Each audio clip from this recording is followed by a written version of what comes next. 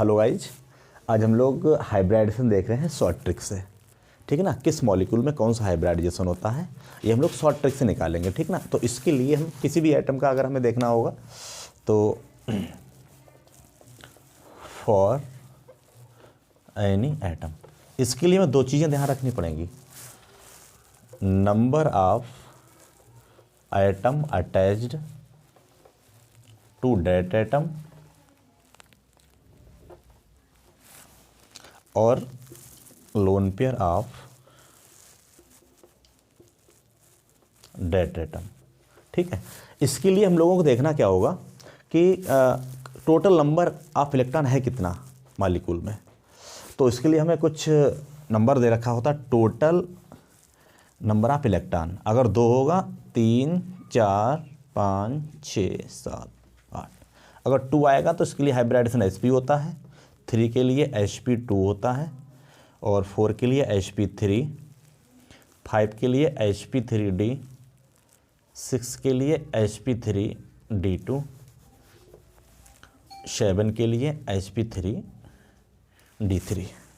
ठीक ना, अब हम लोग देखने वाले हैं कोई एग्जाम्पल से और उससे आपको समझ में आएगा। ठीक है ना, जैसे तो हमने आपसे कहा था हाइब्रिडाइजेशन शॉर्ट ट्रिक से हम लोग देख रहे हैं। किसी भी एटम का जब हाइब्रिडाइजेशन निकाला जाता है तो उसमें ये देखा जाता है किसी भी मॉलिक्यूल में कि उस मॉलिक्यूल में जो सेंट्रल मेटल एटम है उससे कितने एटम अटैच्ड हैं और उसमें कितने लोन पेयर इलेक्ट्रॉन बच रहे हैं। ठीक है ना, तो number of atom attach to that atom, lone pair of that atom. ठीक है ना, कोई ना कोई एग्जाम्पल ले रहे हैं हम लोग।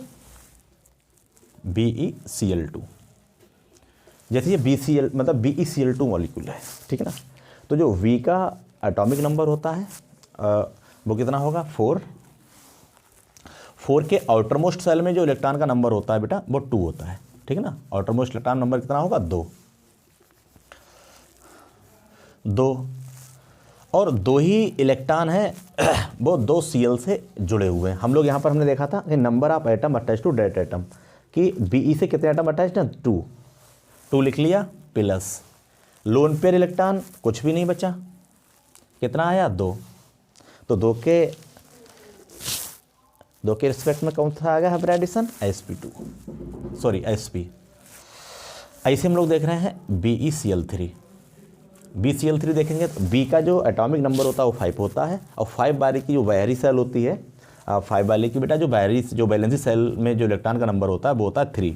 ठीक है ना, और एटम कितने जुड़े हुए हैं इससे 3। लिखा हुआ number of atom attach to that atom, central metal atom से कितने एटम जुड़े हुए हैं 3। तो 3 प्लस लोन पेयर इलेक्ट्रॉन का नंबर 0 होगा क्योंकि इसके बाहरी सेल में बेटा 3 इलेक्ट्रॉन होते हैं, तीनों ही से Cl से जुड़े हुए हैं, बॉन्ड बना लिया तो लोन पेयर 0। 3 के लिए कौन सा आ गया, 3 के रिस्पेक्ट में कौन सा हाइब्रिडाइजेशन है sp2। नेक्स्ट स्टेप देखते हैं हम लोग CCl4। C का जो एटॉमिक नंबर होता है वो 6 होता है और इसके बाहरी सेल में जो इलेक्ट्रॉन का नंबर होगा बेटा वो कितना होगा 4। अब हमें ये देखना है number of atom attach to that atom, जो सेंट्रल मेटल एटम है इससे कितने एटम अटैच्ड हैं 4। ठीक है, हमने 4 देख लिया, प्लस लोन पेयर देखना है क्योंकि बेटा जो C का जो एटॉमिक नंबर होता है 6 होता है, इसके बाहरी सेल में कितना होगा बेटा वैलेंसी सेल में 4 होगा, तो 4 ही एटम इससे जुड़े हुए हैं, कोई भी लोन पेयर नहीं बचा 0। तो 4 के रिस्पेक्ट में कौन सा हाइब्रिडाइजेशन हो जाएगा अपना sp3। इसी प्रकार से हम लोग कोई नेक्स्ट एग्जाम्पल देखते हैं। नेक्स्ट एग्जाम्पल बात ClF3 है। Cl का जो एटॉमिक नंबर होता है वो 17 होता है, 17 के बाहरी सेल में होते हैं 7 इलेक्ट्रॉन। ठीक है ना, 7 इलेक्ट्रॉन। तो 7 इलेक्ट्रॉन है भाई, टोटल इलेक्ट्रॉन हो गए 7 में से 3 इलेक्ट्रॉन इसके साथ खर्च हो गए, अब बचे हमारे पास 4, तो 4 इलेक्ट्रॉन बचे। ठीक है ना, 4 बचे हैं इलेक्ट्रॉन, तो 4 इलेक्ट्रॉन कितने लोन पेयर इलेक्ट्रॉन के बराबर हो जाएंगे 2 इलेक्ट्रॉन के बराबर। ठीक है ना, तो हमारा हो जाएगा कुल मिला के 3 + 2 कितना आया 5, और 5 के रिस्पेक्ट में जो हमारा हाइब्रिडाइजेशन होगा वो होगा आपका sp3d।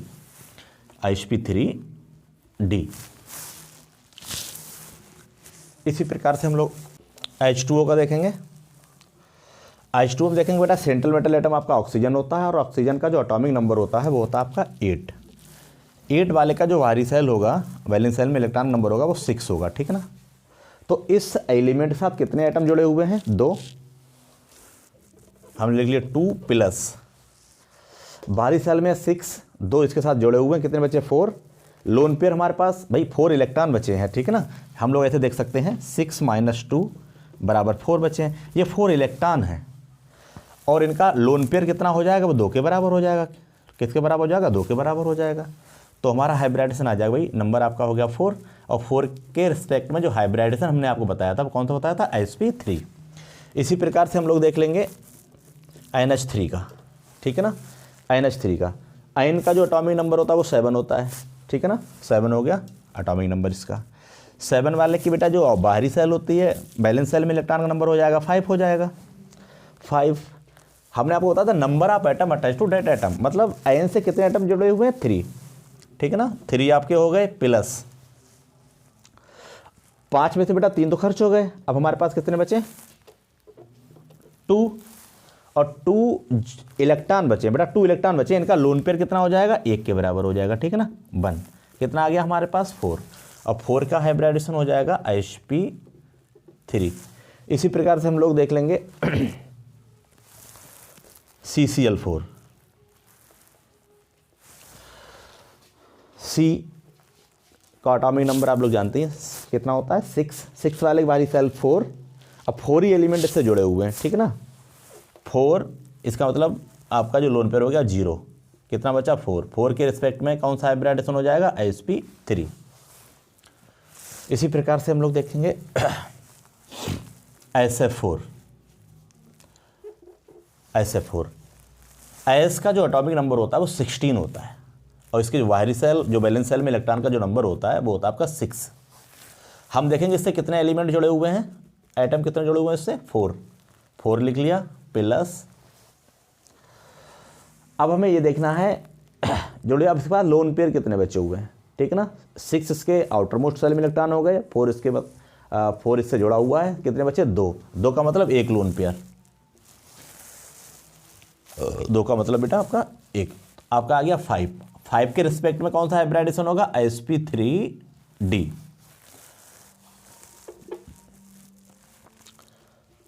आइसोफोर 2- का देखते हैं, चलिए।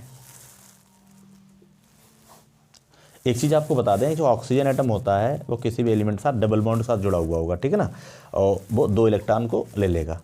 इसका जो आपका जो चार्ज होता है वो सेंट्रल मेटल एटम पर जितना भी माइनस होगा उतना जुड़ जाएगा और जितना प्लस होगा वो घट जाएगा, ठीक ना। जो 2 माइनस है इसका मतलब इसी का जो बाहरी सेल होगा, बाहर बैलेंस सेल में इलेक्ट्रॉन का नंबर होगा वो इसमें बेटा आपका ऐड हो जाएगा, ठीक है ना। तो आपका S का एटॉमिक नंबर होता है 16 वाले के आउटर मोस्ट सेल में इलेक्ट्रॉन का नंबर हो जाएगा 6। 2 माइनस है इसका मतलब 2 जोड़ दो, कितना आ गया 8। आउटर मोस्ट सेल में इलेक्ट्रॉन का नंबर आ गया आपके पास 8। मैंने आपसे बोला था ऑक्सीजन एटम हमेशा बेटा डबल बॉन्ड के साथ जुड़ा होता है, ठीक ना। तो 4 है, 4 ऑक्सीजन है, जो जुड़ेगा कितने से, 8 से, ठीक है ना, और 8 ही इलेक्ट्रॉन यहाँ पर है। तो आपके पास आ जाएंगे 4 एटम, ये हो गए, लोन पेयर 0, हाइब्रिडाइजेशन आपके पास आ जाएगा sp3, हाइब्रिडाइजेशन आ गया sp3। इसी प्रकार से हम लोग देखते हैं जीनान के कंपाउंड देख ले रहे हैं, जीनान का देख ले रहे हैं, XeO3 देख ले रहे हैं, Xe। फिर एक बात सुन लो, सबसे पहले हमें देखना है कि सेंट्रल मेटल एटम कौन सा है। सेंट्रल मेटल एटम जो भी होगा उसके बाहरी सेल में इलेक्ट्रॉन का नंबर, ठीक है ना। या इस प्रकार से मैंने एक चीज़ बताई थी कि number of atom attach to that atom, central metal atom से कितने एलिमेंट अटैच्ड हैं और प्लस उसके बाद लोन पेयर कितना बच रहा है, दोनों को हमें टोटल करना है और हमारा हाइब्रिडाइजेशन आ जाएगा, ठीक है ना। हमने आपको बताया था कि 2 के लिए आपका sp होता है, 3 के लिए आपका sp2 होता है, 4 के लिए आपका sp3 होता है, 5 के लिए आपका sp3d होता है, 6 के लिए आपका sp3d2 होता है, 7 के लिए बेटा आपका sp3d3 होता है, ठीक ना। इसी प्रकार से हम लोग यहाँ पर देखते हैं। देखिए जीनान का जो एटॉमिक नंबर होता है वो 54 होता है, ठीक, 54। जीनान का जो एटॉमिक नंबर होगा 54 वाले के हमें बाहरी सेल देखना होता है, वैलेंसी सेल देखनी होती है। टोटल इलेक्ट्रॉन का नंबर होता है 8, टोटल इलेक्ट्रॉन नंबर कितना होगा 8। और अभी हमने आपसे कहा था ऑक्सीजन एटम 2 डबल बॉन्ड के साथ जुड़ा होता है। देखिए कुछ चीज़ें तो आपको मतलब पता होनी चाहिए, और सबसे पहली बात यह है कि आपको पीरियोडिक टेबल के एलिमेंट का एटॉमिक नंबर आपको पता होना चाहिए, ठीक है ना। इसके बाद हमें क्या करना होता है, बैलेंस सेल में इलेक्ट्रॉन का नंबर देखना होता है, ठीक है। और इसके बाद उसका हाइब्रिडाइजेशन आपको पता चल जाता है। तो एक्सी का एटॉमिक नंबर बेटा 54 हो गया। 54 के जो आउटरमोस्ट सेल होती है उसमें 8 इलेक्ट्रॉन होते हैं, 3 ऑक्सीजन एटम के साथ अटैच्ड हैं। हमने लिख लिया 3 प्लस, क्योंकि एक ऑक्सीजन एटम 2 इलेक्ट्रॉन के साथ अटैच्ड है, तो 3 दूनी 6 इलेक्ट्रॉन के साथ यूज हो गए। 8 में से 6 जाएंगे तो 2 बचे। अब हमारे पास इलेक्ट्रॉन का नंबर कितना बच गया है? 2। और जो 2 इलेक्ट्रॉन होंगे ये हो गया इलेक्ट्रॉन, ये लोन पेयर किसके बराबर, कितने के बराबर होंगे? 1 के बराबर होंगे, तो आ जाएगा हमारे पास 4। अब 4 के रिस्पेक्ट में कौन सा मैंने हाइब्रिडाइजेशन आपको बताया था? sp3।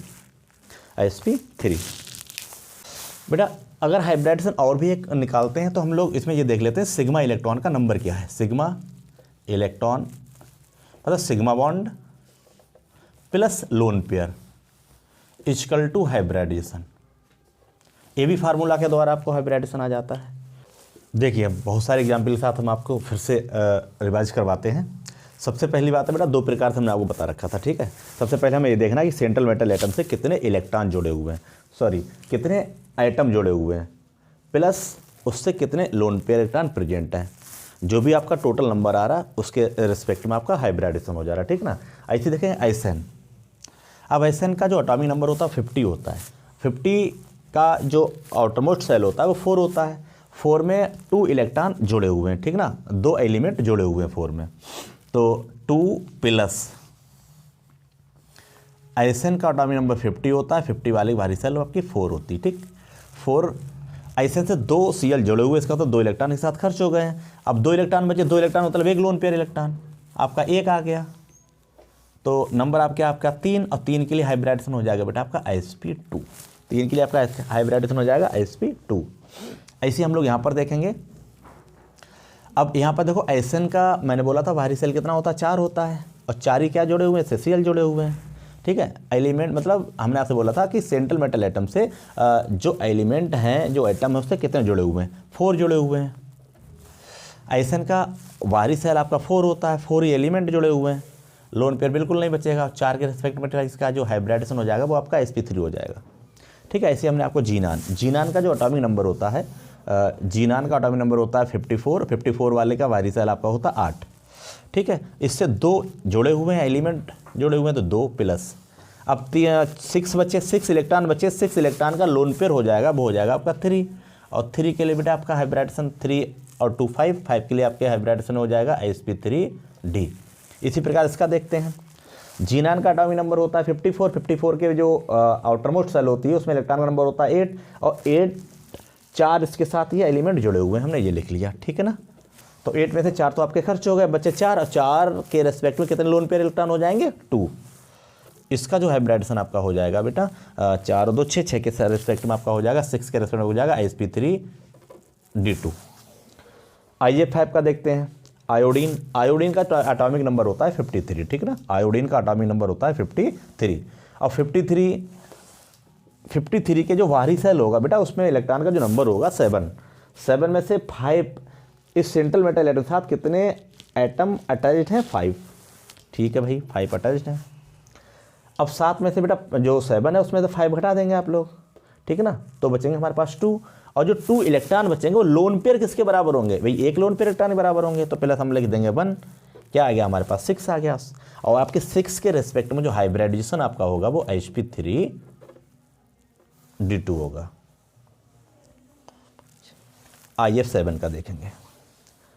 बेटा आई का एटॉमिक नंबर मैंने बोला था भी आयोडीन का 53 होता है। वैलेंस सेल में इलेक्ट्रॉन का नंबर कितना होता है? 7 होता है। इसे देखना हमें कितने एटम अटैच्ड हैं? 7 एटम अटैच्ड, और 7 इसके आउटरमोस्ट सेल में इलेक्ट्रॉन होता है, लोन पेयर 0। और 7 के रेस्पेक्टिव जो हाइब्रिडाइजेशन होगा बेटा वो आपका होगा sp3d3, ठीक है। ऐसे हम लोग आयन का देखेंगे। देखिए आयन में होता क्या, हमने बोला था सेंट्रल मेटल एटम होता है, तो सेंट्रल मेटल एटम में हम लोग जो प्लस होता है तो उसमें हम लोग घटा देते हैं, और माइनस होता है तो हम उसमें घटा देते हैं, ठीक है।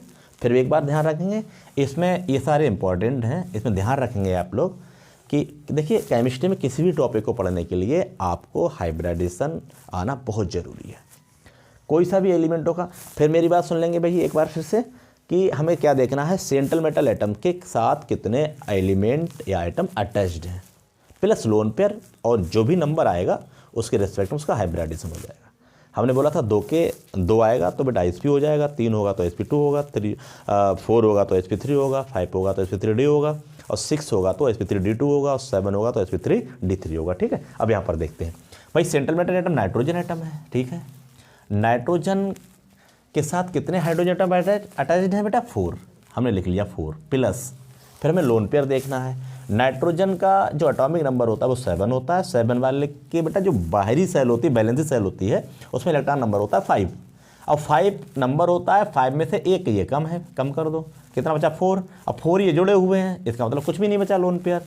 ठीक है ना, तो 4 में 0 जोड़ेंगे 4 ही बचेगा। 4 के रेस्पेक्ट में हाइब्रिडाइजेशन आपका हो जाएगा sp3। इसी प्रकार से आप लोग यहाँ पर देखेंगे। देखो इसमें जो सेंट्रल मेटल एटम है वो ऑक्सीजन एटम है, और ऑक्सीजन एटम का जो एटॉमिक नंबर होता है वो 8 होता है, और 8 वाले की बेटा जो बाहरी सेल होती है, बैलेंस सेल होती है, उसमें 6 इलेक्ट्रॉन होते हैं। 6 में एक कम कर दो, 5 बचे, 5 बचे। और हमने बोला था सेंट्रल मेटल एटम से कितने, मतलब जो एलिमेंट है उससे कितने अटैच्ड है? 3 अटैच्ड है भाई। बाहरी सेल में थे कितने? 5 थे, 5 में से 3 हटा दो आप लोग, कितना बचा? 2 इलेक्ट्रॉन बचा। अगर हम लोग इसका लोन पेयर बनाएंगे तो एक ही तो आएगा, तो इसके रिस्पेक्ट में इसका जो हाइब्रिडाइजेशन हो जाएगा वो आपका हो जाएगा sp3।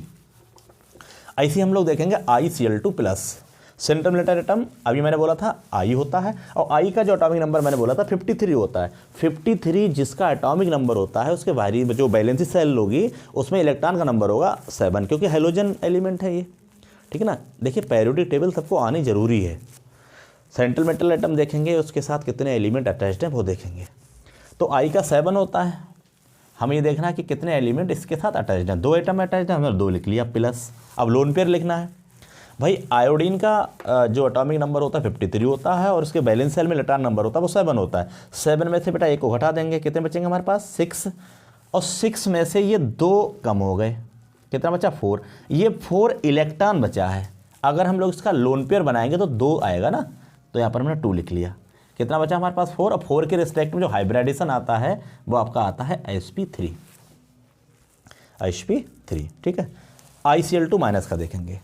यहाँ पर भी क्या करना बेटा? बाहरी सेल में, अब ये मैंने बोला था बैलेंस सेल में आयोडीन का कितना होता है? 7। अब 7 में एक माइनस है, इसलिए हम लोग प्लस कर लेंगे, कितना हो जाएगा? 8। अब एलिमेंट इसके साथ कितने जुड़े हुए हैं? 2 प्लस। अब 8 में से 2 घटा दो ये वाला, क्योंकि 8 इसके बाद टोटल नंबर थे, 2 Cl जुड़ गए, तो 2 घटा देंगे, कितना आएगा हमारे पास? 6। और जो 6 इलेक्ट्रॉन है वो लोन पेयर किसके बराबर हो जाएंगे? कितने लोन पेयर बराबर हो जाएंगे? 3। तो आ जाएगा 3 और 2 5, और 5 के रिस्पेक्ट में जो हाइब्रिडाइजेशन होगा, ये इलेक्ट्रॉन है, लोन पेयर 3 के बराबर हो जाएगा। इसके रिस्पेक्ट में जिसका जो हाइब्रिडाइजेशन होगा वो बेटा होगा आपका sp3d।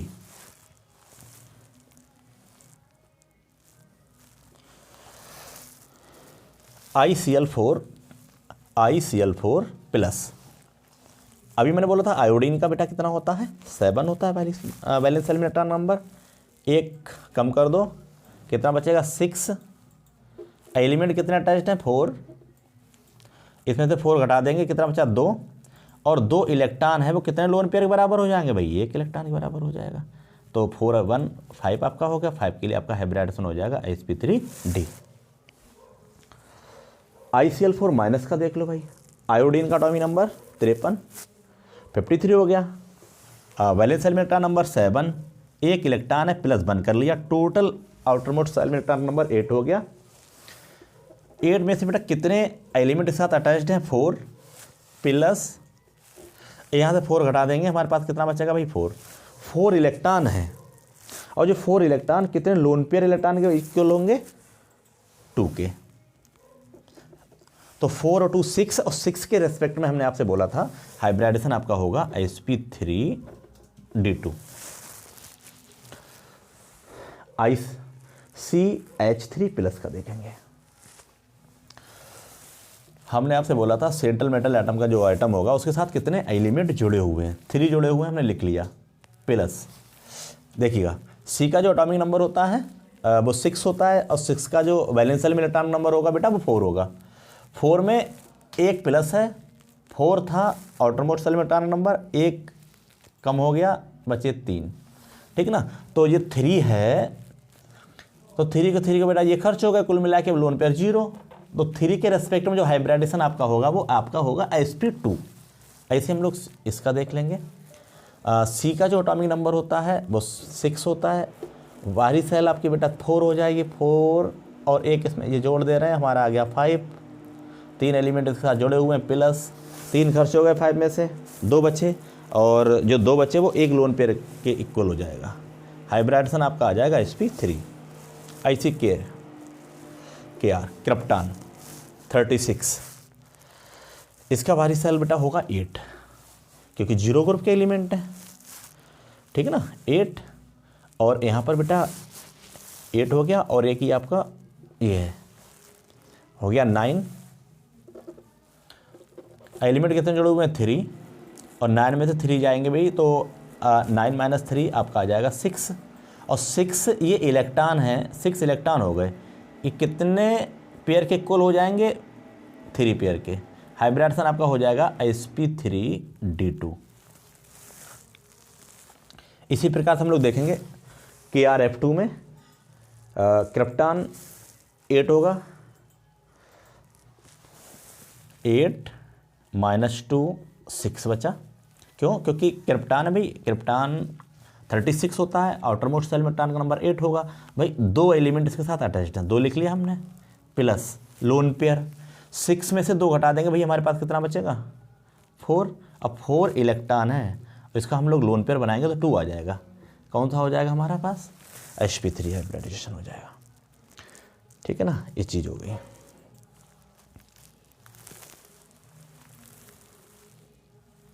सॉरी 6, सॉरी बेटा, यहाँ पर 8 - 2 करेंगे तो हमारे पास 6 आएगा। 6 3 3 के ये आपका आ जाएगा हाइब्रिडाइजेशन sp3d। क्यों? फिर से देखेंगे यहाँ पर Kr का जो एटॉमिक नंबर है हमारे पास 36 होता है। 36 वाले का जो आउटर मोस्ट सेल में इलेक्ट्रॉन नंबर होगा 8 होगा, ठीक है। और Kr से बेटा कितने जुड़े हुए हैं 2 F जुड़े हुए हैं, 2 लिख लिया, प्लस अब लोन पेयर। अब 8 - 2 करेंगे 6 आएगा। अब 6 इलेक्ट्रॉन है, ऐसा अगर लोन पेयर में आप लोग कन्वर्ट करेंगे तो 3 आ जाएगा, है ना। 3 पेयर की कुल तो आ जाएगा, तो 2 + 3 5 हो गया। और 5 के रेस्पेक्ट में जो हाइब्रिडाइजेशन होता है sp3d होता है, ठीक है। अब यहाँ पर हम लोग देखेंगे ऐसा ही बेटा 14 एटॉमिक नंबर होता है 14, और 14 के बाहरी सेल में इलेक्ट्रॉन का जो नंबर होगा वो होगा आपका 4। 2 माइनस है, जोड़ लेंगे यहाँ पर 6 हो जाएगा।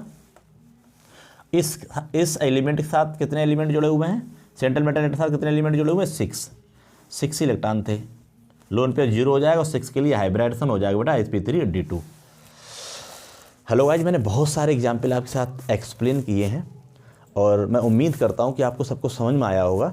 लेकिन फिर एक बात मेरी बात सुन लेंगे, समझेंगे सही से, कि किसी भी मॉलिक्यूल का जब हम लोग हाइब्रिडाइजेशन निकालते हैं तो उसमें 2 चीज़ें हमें ध्यान रखना पड़ता है, ठीक है। एक, उस सेंट्रल मेटल एटम के साथ कितने एलिमेंट अटैच्ड हैं, और सेंट्रल मेटल एटम के पास कितने लोन पेयर इलेक्ट्रॉन बचे हुए हैं, ठीक ना। कितने एलिमेंट अटैच्ड हैं प्लस लोन पेयर कर लेंगे, और जो भी नंबर आएगा तो वो हमारा हाइब्रिडाइजेशन हो जाएगा, ठीक है ना। जैसे हमने आपको बताया था कि 2 के लिए sp, जो 2 नंबर आएगा तो sp हो जाएगा। 3 के लिए आपका sp2 हो जाएगा। 4 के लिए आपका sp3 हो जाएगा। 5 के लिए आपका sp3d हो जाएगा, और 6 के लिए आपका sp3d2 हो जाएगा, और 7 के लिए sp3d3। 8 के लिए sp3d4 हो जाएगा, लेकिन वो आपका यूज नहीं होगा, ठीक है ना। Thank you.